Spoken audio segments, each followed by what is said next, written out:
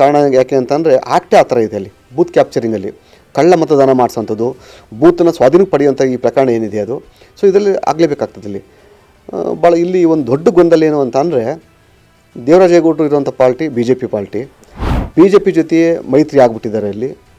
So ಹಂಗಾಗಿ ದೇವರಾಜೇಗೌಡರ ಬಗ್ಗೆ ಏನೂ ಹೋರಾಟ ಮಾಡಲ್ಲ ಅಂತೇಳಿ ನೋಡಿ. ಒಂದು ಅದು ಸತ್ಯ ದೂರವಾಗಿರೋ ವಿಚಾರ ಏನು ಅಂದರೆ, ನಾನು ಕೇಸ್ ವಾಪಸ್ ತೆಗಿಲೇ ಇಲ್ಲ. ನಾನಲ್ಲಿ ನನ್ನ ಹೋರಾಟ ಯಾವತ್ತೂ ಸತ್ಯ ಧರ್ಮದ ಪರವಾಗಿ ಹೊರತು ಭ್ರಷ್ಟ ವಿರುದ್ಧವಾಗಿ ಹೋರಾಟ ಇರ್ತದೆ ಹೊರತು ಹಿಂದೆ ಹೋಗೋಂತನಲ್ಲ.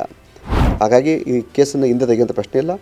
ನ್ಯಾಯಾಲಯ ಏನು ತೀರ್ಪು ಕೊಡ್ತಾರೋ ಅದಕ್ಕೆ ಎಲ್ಲ ತಲೆಬಾಗಲೇಬೇಕು. ಈಗ ನಾನು ತತ್ತಂತ ಯಾರು ನಾನಿದ್ದರೆ ಅಲ್ಲಿ ಶಿಕ್ಷೆಯನ್ನು ನಾನು ಅನುಭವಿಸ್ಕೊಂಡು ನಡೆಯಿದ್ದೀನಿ ಅಲ್ಲಿ ಯಾವುದರ ಪ್ರಕರಣದಲ್ಲಿ.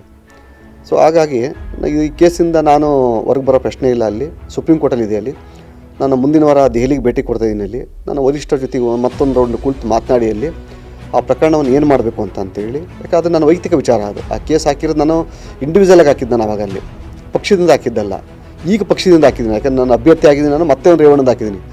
ರೇವಣ್ಣದ ಇನ್ನೊಂದು ಕೇಸ್ ಹಾಕಿದ್ದೀನಿ, EP 12/2023. ಆ ಪ್ರಕರಣದ ಏನು ಅಂತಂದರೆ, ಆ ಪ್ರಕರಣದಲ್ಲಿ EP 2/2019 ಪ್ರಕರಣ ಇದೆಯಲ್ಲ, ಅದರಲ್ಲಿ ಆ ಕೇಸಲ್ಲಿ ರೇವಣ್ಣಗೆ ಶಿಕ್ಷೆಯಾಗಿ ಆತ ಡಿಸ್ಕ್ವಾಲಿಫೈ ಆದರೆ, ಆ ಜಾಗದಲ್ಲಿ ಈಗ ಮತ್ತೆ ಎಲೆಕ್ಟ್ ಆಗಿದ್ದಾನಲ್ಲ, MLAಗೆ ಎಲೆಕ್ಟ್ ಆಗಿರೋದ್ರಿಂದ ಆ ಜಾಗನ ಮತ್ತೆ ಮರು ಚುನಾವಣೆ ಮಾಡಬಾರ್ದಲ್ಲಿ.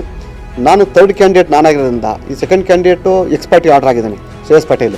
ಹಾಗಾಗಿ ಥರ್ಡ್ ಕ್ಯಾಂಡಿಡೇಟ್ ನನ್ನನ್ನು MLA ಡಿಕ್ಲೇರ್ ಮಾಡಿ ಅಂತೇಳಿ ನಾನು ಪ್ರೇಯರಲ್ಲಿ ಕೇಳಿದ್ದೀನಿ ನಾನಲ್ಲಿ.